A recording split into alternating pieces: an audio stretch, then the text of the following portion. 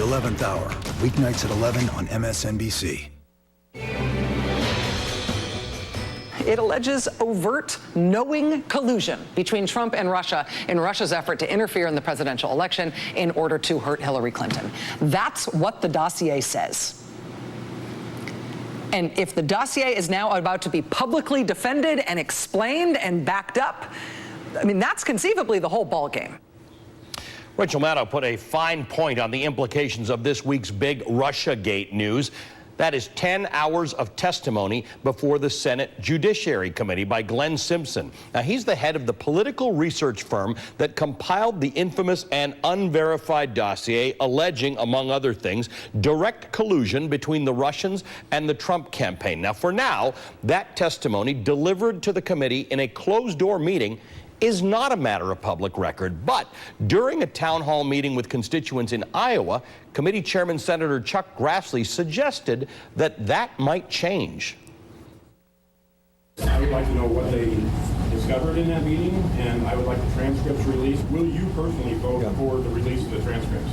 I don't know why I wouldn't, but I don't want to say so because I've never, in all the years I've been in Congress, I've never gone through this process before. I haven't gone through this process before in all my years in Congress. Joining me now is MSNBC national security analyst and former FBI Special Agent Clint Watts, U.S. Navy Reserve Intelligence Officer and former FBI operative Naveed Jamali, and Malcolm Nance, Executive Director of the Terror Asymmetrics Project. Gents, good to see you all. Clint, let me start with you. We're in a different world now. Americans have rarely in their history, certainly in the last few decades, have not spent this kind of time watching congressional testimony at all and trying to determine what is closed and what is open and what should be closed and what should be open. This is an interesting concept, that there are stunning allegations against Donald Trump and the Trump campaign in this dossier that's not been verified.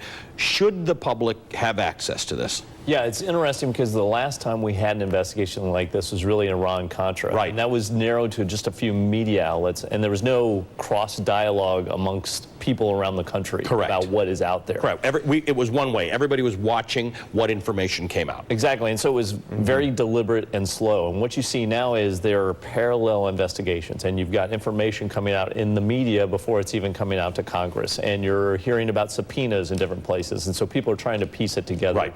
And no one controls the entire situation.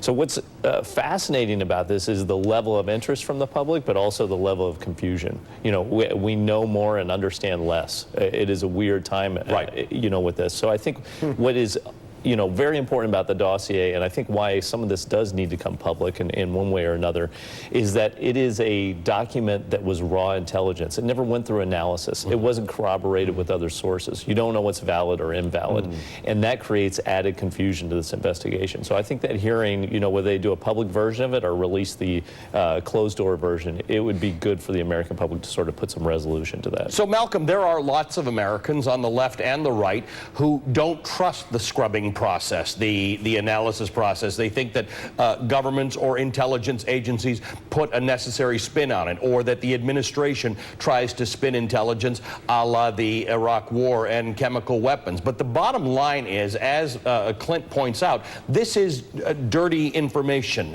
no pun intended. This is information that we don't really fully understand what's true and what's not true. To whom does the responsibility fall to tell us what in this explosive and yet unconfirmed dossier is true and or important? Well, that will be on the Director Mueller in the Mueller investigation. That is the job of the special counsel here, is to determine whether any of this rumor intelligence or rumit that was in the Steele dossier can provide insight and a framework to his own investigation. The FBI has been carrying out a counterintelligence investigation since June of last year. They have their own data, their own resources, and certainly access to the U.S. intelligence community's information that has already created a classified version of this. The most that we can expect to get out of the Steele dossier is confirming or refuting the various things inside that. But believe it or not, that dossier has got some very, very explosive information in it. Yep. And I don't mean the salacious stuff. Josh, that's correct, and that's the important part. Most people, I mean, the salacious stuff is for gossip mags. The other stuff's important. Now, Josh Levy, who's the attorney for Glenn Simpson, has stood by these claims. He has said Fusion GPS, which is the firm that put it together, is proud of the work it has conducted and stands by it. So this is what, at least they're saying publicly. We don't know what they said, what Glenn Simpson said behind closed doors. But let me just show you something, Naveed. President Trump has been venting his frustrations to members of Congress. He's been in sort of open warfare with some of them. You know, there have been some where he said Donald Trump has expressed frustration over a bipartisan bill sanctioning Russia. He tried to convince Senate Foreign Relations Chairman Bob Corker of Tennessee that it wasn't good policy. And then you saw Bob Corker made some offhand remarks last week suggesting that Donald Trump really doesn't understand some of the things he needs to understand as president, which got people talking about whether Donald Trump is fit to be president. Bob Corker was a guy who was talked about as Donald Trump's potential vice presidential candidate. Bob Corker is a guy who was talked about as Secretary of State. Donald Trump is fighting with everybody about Russia, which makes one wonder, what is it about Russia that makes Donald Trump fight with everybody about? Well, Ali, that is the ball game right there. That is the biggest question. You know, we can talk about intelligence, we can talk about evidence, but Donald Trump's own words, his own tweets, his own action or inaction, I think leads to a lot of speculation. It's just odd. I mean, look, one of the last things Barack Obama did was throw out 35 essentially Russian spies and seize 2 intelligence compounds. Donald Trump has done nothing. In fact, he's done everything to sort of coddle the Russians when he can, not to rebuke them. Look, Clint mentioned, the confusion the public has, and Malcolm mentioned the counterintelligence investigation. This was a Russian intelligence operation that was deep and wide, and the United States government has had no official reaction since President Trump has taken office to this, foray into our core democratic values. That is shocking. The fact that the president has not said anything, and to add to that, that the president seems to make warm comments towards Putin is just, it's just odd. There's no rational explanation. So, Clint, you're the investigator in the group, right? You are a professional investigator for the FBI. You're as good as it gets. If Naveed were to write a book about this, the title should be, It's Just Odd. And that's what a lot of people, when I run into people on the streets, and I don't know if they do the same thing to you, the question to me is always some variation on, why does it look like the president is hiding something? If there are investigations to be had by reputable organizations like the FBI, or like Bob Mueller, or these House committees that are supposed to be bipartisan, why did you let them happen? If you didn't do anything wrong, let the investigation happen and exonerate yourself. It's the most bizarre behavior of any president in the modern era. If there is nothing there... Since Richard Nixon. Yes. If there is nothing there, then you don't even bring it up. If your agenda is what you want to advance, if it's infrastructure or businesses, then you go do that. No matter what the situation is, at least once a week, sometimes every day, you see the president drift back to an obsession about the Russia investigation or talking to senators in Congress on both sides. Something about which he's not obsessed in this fashion about anything else. Not about health care, not about tax reform, not about the things that he should be. And why praise Putin or say that you want to deal make with Putin?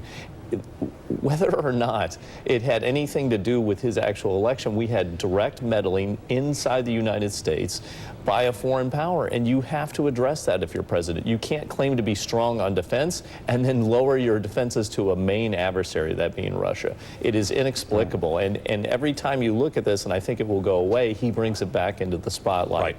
All right. Clint, thanks very much for joining us. Malcolm and Naveed, always great to see you. Naveed, if you do write a book called It's Just Odd, I'd like you to just get a little bit of credit for it. First copy. Malcolm, you'll be back in the next hour. We'll discuss a new name for your next book. All right, we've been monitoring the mayor of Houston's update. He said that there have been more than 2,000 emergency calls received by local officials. We're going to bring you more details as they emerge. More AM Joy right after this break. These are the ones. Sorry. Don't worry about it. Honey. At our house, we need things that are built to last. That's why we got a Subaru. Love, it's what makes a Subaru. A Subaru. Get 0% APR financing for 63 months on all new 2017 Legacies. Ends August 31st. Binders, done. Super cool notebooks, done. That's Mom taking care of business. Save on back to school now with the 25-cent event only at Office Depot Office Max. All this, just 25 cents each. Taking care of business. Ouch! 80% of us suffer from low back pain. Finally, there's a fast, easy, and effective way to help relieve low back pain in just minutes a day. Introducing Low Back Tracks. So effective, it's FDA cleared for relief of spinal degenerative joint disease, herniated discs, muscle spasms,